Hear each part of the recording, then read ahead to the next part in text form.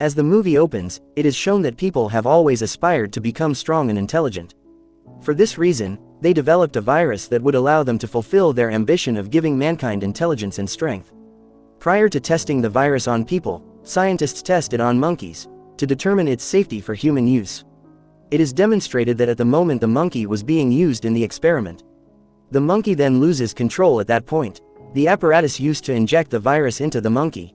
When the machine malfunctions, the infection spreads quickly throughout the entire world. It also spread to humans. Humans were severely harmed by it. Those who contracted the infection either died or, in rare cases, survived. After then, their minds ceased to support them. However, it had the reverse effect, that is, positive effects, on apes and monkeys. They developed human-like intelligence. They gave it some thought. To put it plainly, apes have now colonized the same planet as humans. While, like animals, humans have moved into the rainforests. They are mute and incapable of understanding. Caesar was the chief of all these apes, who perishes in combat. And we see his tribe 300 years after his passing. Like humans, all apes coexist and communicate with one another. It is now that Noah is introduced to us. In addition to serving as the film's protagonist, he is the tribe's chief's son. Noah and his companions are heading to the mountains to obtain the eagle's eggs. It was their custom. Every ape had an eagle as a pet. Noah was young too, at this point. He was therefore required by their right to tend to an eagle's egg, from which a baby eagle would emerge, grow up to be Noah's pet after being fed and trained. Also, we are aware that in order to manage these eagles, the chief of this tribe, Noah's father, was the most skilled at producing a certain type of sound that the apes create with their mouths. It's evident that Noah was giving his egg excellent care. He could hardly wait for the eagles to emerge from it. Perhaps, however, fate disagreed. Due to the fact that a human girl who had come in quest of food one night visits their community. She takes Noah's eagle's egg. As soon as Noah spots her, she bolts into the woods to escape him. However, Noah pursues her in an attempt to defend his egg, and during this sprint, Noah's egg cracks. It saddens Noah to witness this. In order to locate another egg, he makes the decision to accompany his pals back to the highlands. He discovers the two apes from his tribe hurt in the mountains before he retrieves a fresh egg from them. They were going to pass away because of how horrible their situation was. When Noah sees them, she becomes alarmed and inquires, "Who did this to you?" The injured apes inform him that another tribe's apes are to blame for their state, who, like us, reside close to the coast. These hurt apes inform Noah that it's possible that the other apes in that tribe despise the jungle apes. They wish to attack and destroy us because of this. They also want to kill any monkeys that reject their enslavement and utilize the remaining apes as slaves. It is demonstrated that the sea apes discovered Noah's tribe's hiding place in the center of the jungle. They had taken their weapons and gone to attack here as well. However, Noah arrives at his tribe later than expected in an attempt to save his people. The rival tribe's members had assaulted and destroyed this area. Their houses and entire tribe were destroyed by fire. The members of Noah's tribe were being killed by these apes and taken into captivity. His focus suddenly shifts to his father, whom those animals were going to murder. Noah wastes time by trying to save his father, but these monkeys grab him and toss him to the ground. Following that, Noah's father, the tribe's chief, was slain, and Noah was powerless to stop it, after the leader's passing. The sea apes have all of the apes here as slaves, and Proximus, the chief of the sea monkeys, is brought to them. Seeing everyone here made him very happy. However, we also observe that Noah and a few of his buddies are the only ones still living in Noah's tribe. Noah discovers his entire tribe has been wiped off when he comes to. The apes have captured all of his pals, and his father has also perished. Noah has no understanding of what grief is. He tells his father, "I will avenge your death and I will destroy the lives of your killers," when he initially plans his father's funeral.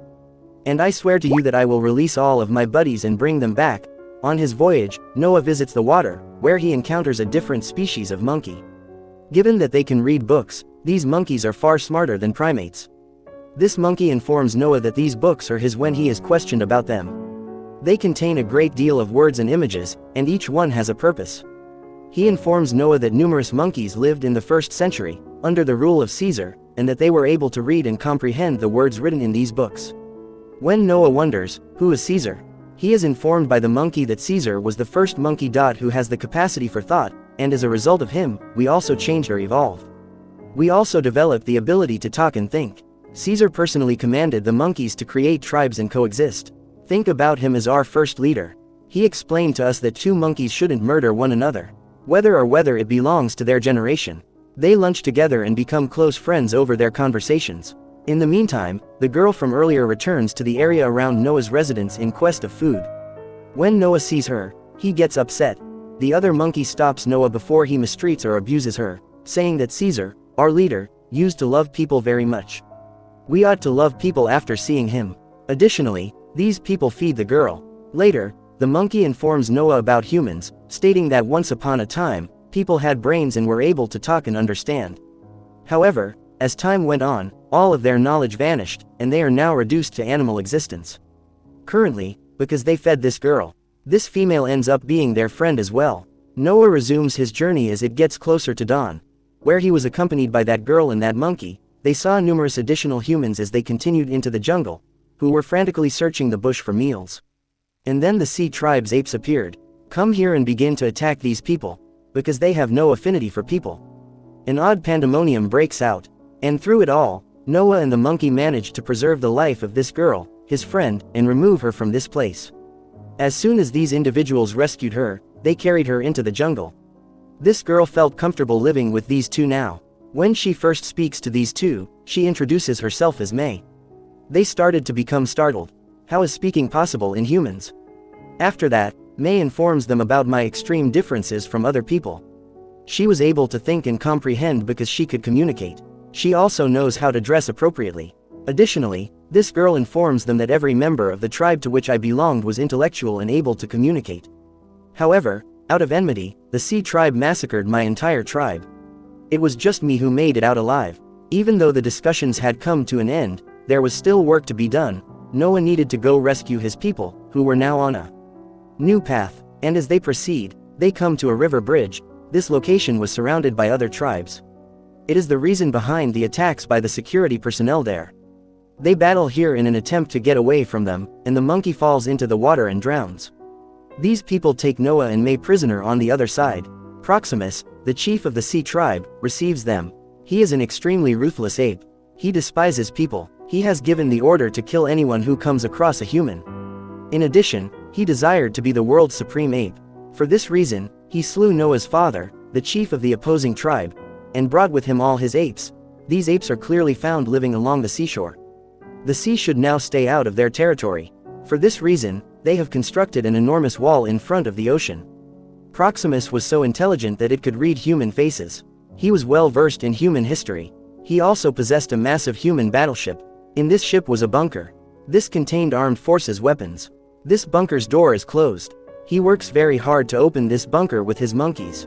But he was unable to open this door, even after trying every day. However, he hoped to be able to access this bunker eventually. He would get all the weapons out of it once he opened it. And with those weapons, he would kill people first. In addition to murdering people, he also fantasized of enslaving all monkeys. Only when he possessed the power of these weapons was this possible. Why does Proximus detest people so much, one could wonder? Because he was aware that apes were formerly thought to be nothing by humans.